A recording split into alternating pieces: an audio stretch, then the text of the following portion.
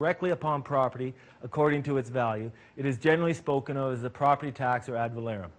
So because a lot of people know that their property is their labor, and so they look at that and they think they're being taxed directly, they say, well, it's a direct tax and it's unconstitutional. So that's sort of the essence of that argument. An indirect tax is a tax upon some right or privilege or corporate franchise.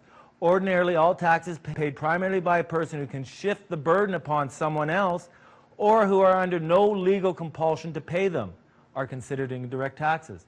So we've got to really look at that. What is taxes and really what is income tax? Which one of these boxes does it actually fall into? Here's out of Black's Law an income tax.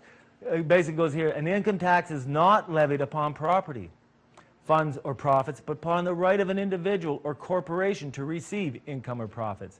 And again, this is very broad if the use of the word individual means a human being, because this comes out of American and English jurisprudence. In the States, they can tax a natural person because they got a different layer there. Okay? In Canada, they can't. And it explains that in here. It goes, under various constitutional and statutory provisions, a tax on income is sometimes said to be an excise tax, which is an indirect tax, and not a tax on property, which is a direct tax. So Canadian income tax, what is it? All we have to do when we understand the illusion, it cannot do anything unless it's written down. So if you ever have a question of how can they do something, if you search long enough and hard enough, you'll find it.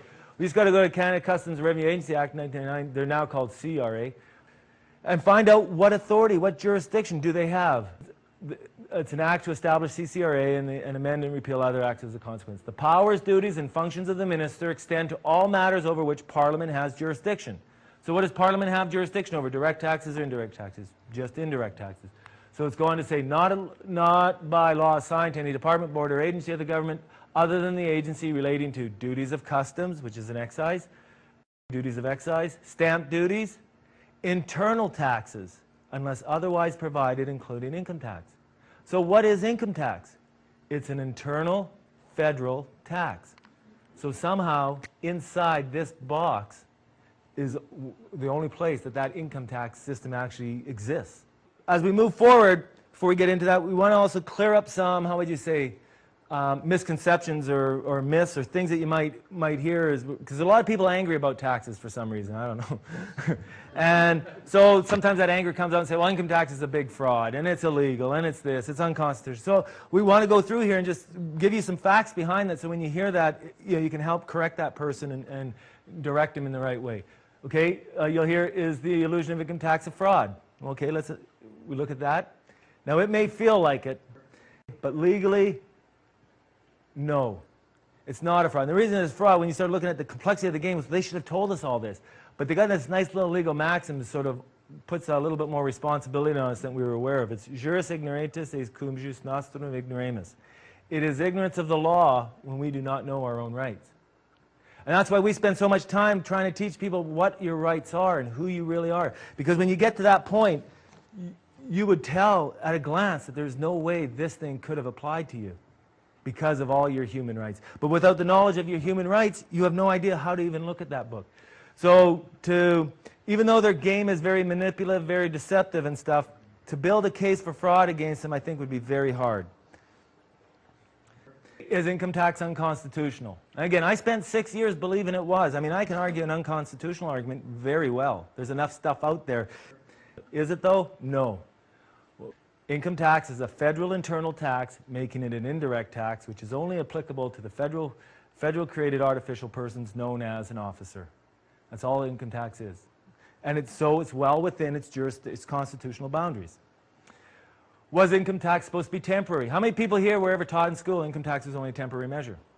Right? Okay. Well, what's the truth behind that? Was it? No. It was never even supposed to be. Here's just a snippet out of this Committee of the Whole, July 25th, 1960. Sir Thomas White, Minister of Finance, discussing the introduction of income tax. He goes, I have placed no time limit upon this measure, but merely have placed upon the hands the suggestion that a year or two after the war is over, the measure should be reviewed by the Minister of Finance of the day with the view of judging whether it is suitable to the conditions which then prevail. What do you think he decided? Okay, it was never even intended at the... So you got to look, why would they teach us it was temporary? I remember in grade 10 being taught it was temporary. Because if you can teach everybody it's temporary, we'll say, okay, well, we'll just go keep busy over here. Right? Rather than getting in there and saying, hold it, what's going on here? Now, is the income tax illegal? If you progress in your education down this path, you may run across where some people say, well, you know, you start understanding the construction of statutes, and it needs a preamble and an enacting clause. It definitely needs an enacting clause to go from a bill to become an act, to have any force or effect. So you go get an income tax book and you'll find it doesn't have an enacting clause. So there's a lot of people saying, well, it's illegal because there's no enacting clause. It hasn't been properly brought forward. When we look at that, is it illegal? The answer to that is no. The originating Income War Tax Act has the required enacting clause, and today's version is just an amended version of the original. That's why they needed to get that in. And if you go through this book, or anyone with a lot of footnotes, you'll see it always makes reference back to 1948, and 1917, all the way back. This is what happened. The original war income tax is about that thick, maybe 38 pages, 39 pages. This is what happened when we fell asleep, right? Let it grow. So it's not illegal from that perspective. Now, is income tax voluntary? It's not a yes or no answer. That depends. It's the only question that only you really can answer on that. Are you working in your own capacity for your own benefit, or in the capacity of a legal representative of a federally created artificial person for its benefit? So it depends what your answer is. If you're working in your own capacity for your own benefit, of course it's voluntary. Okay, because it's connected to a benefit program. They can't force you to take the benefit, and it would violate your rights if they ever try to force it upon you mandatory. But if you're working as a legal representative of an artificial person who receives the benefit, of course it's not voluntary, because you're receiving the quid pro quo, the benefit for it. Okay? So now here's probably it's actually losing its force and effect, but even about a year ago is the #1 piece of propaganda in relation to natural person and the Income Tax Act. Because about 6 months before I went to court, and like I say, there was groups all across this country studying this stuff. Well, one fellow was named Thomas Kennedy, and he had a fellow named Dave Lindsay go do a court case for him. Thomas Kennedy was a school teacher in Ontario. And so again, as this information was being picked apart by people across the country, Thomas Kennedy took CCRA to court, so there's a big clue, took CCRA to court and tried to get his money back. Okay?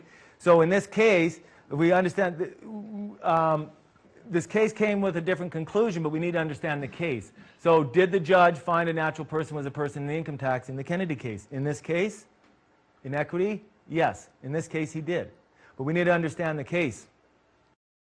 If you go through the case law, the website we've gone through and unspun every section. The nice thing about this, see, when this case happened, it was 6 months before I went to court, and it really took the wind out of a lot of people's sails who were researching this stuff because it looked so black and white.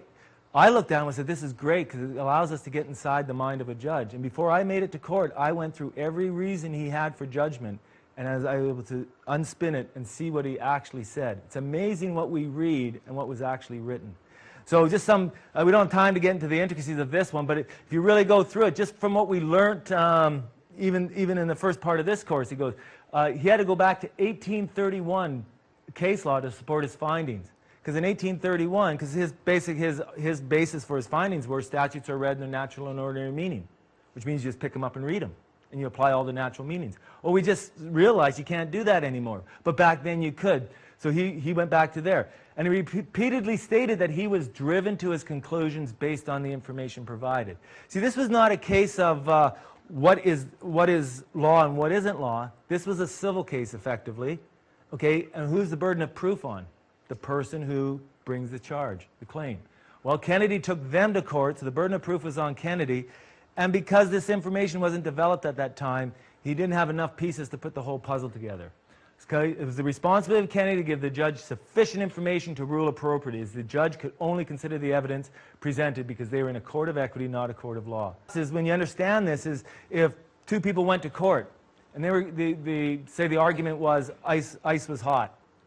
Okay, so the guy went in there, he laid out a beautiful case to prove that ice was hot, and the other guy showed up and didn't present anything or didn't present enough. The judge could literally rule that ice is hot. That doesn't make it the truth. It makes it a fact within the case. And that's all that really happened in here. So in this case, yes, but in law, no. The other course goes a little bit deeper. You actually can see it for yourself. But it's a great case when you want to see how the game is played. So those are some of the myths and things that you may come across. Some things is illegal, it's a fraud, it's unconstitutional. Help direct them back onto the right track and move them down so they get some facts behind it.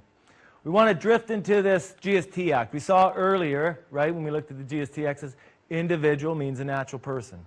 So we know what a natural person is, and we know that's us as a human being. So we know we're in this act. And person, whenever they use the word person, it means the natural person, a partnership, a corporation, and a bunch